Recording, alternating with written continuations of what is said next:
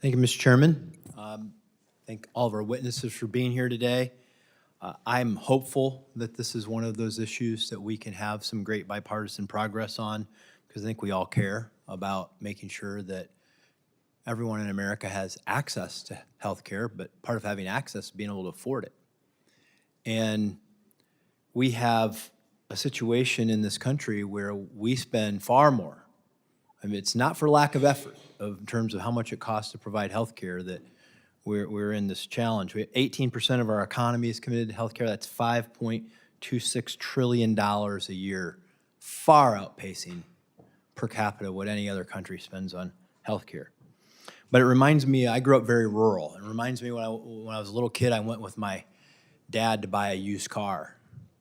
And when we walked up to the guy who had the car to sell, he said, my dad said, "Well, what do you want for the car?" And he looked back at him and said, "Well, how much do you have?" Right? If you don't know the price of something, pretty hard to know whether you're getting a good deal, have a negotiation. In this country right now, we have no idea what we're paying for health care when we're as consumers, whether you're an employer, an individual, somebody buying a health care program. None of us know. In most markets, we know. We know what the price is. We walk up, we know what the, not in health care. It's a mystery. None of us really know how much it is. And so that's, it seems to me that's a fundamental component of trying to figure this out. Mr. Coleman, you have thoughts on that? Thank you so much for the question, Senator. I do have a lot of thoughts of that. I would say about 95% of my time now as a researcher is actually spent on the issue of the application of artificial intelligence within healthcare, because it's one of the most promising mechanisms we might have to be able to curb healthcare costs. People tend to forget that our insurance costs are largely I'm sorry, thank you, Senator. People tend to forget that our health insurance premiums are largely reflective of the costs of medical claims, and we need to find ways to be able to reduce the costs. Right now, the costs of our hospitals, our physicians, are way out of line with comparable nations in Europe. As you mentioned, 17.4% of our GDP is spent on healthcare. We need to look at that healthcare delivery issue, because that would really further enable the savings potential of the work we're discussing today on things like association health plans. So additionally, when you think about labor unions, they come together, they represent their members, they negotiate for better wages, working conditions, health care, all benefits. But as an individual independent contractor, if I want to drive a car or have a small business, and Ms. Cavan, maybe you can answer this.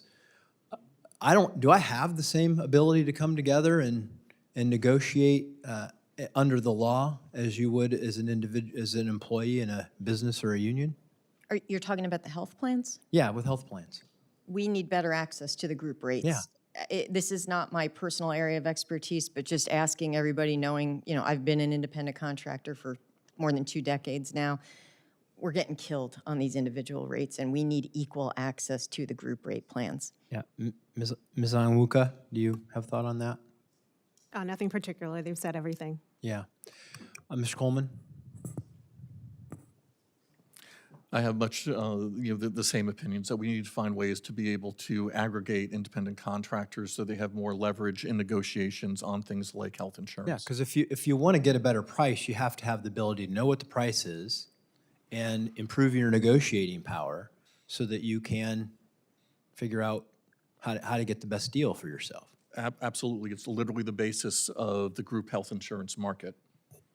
And we need to do better on that front. I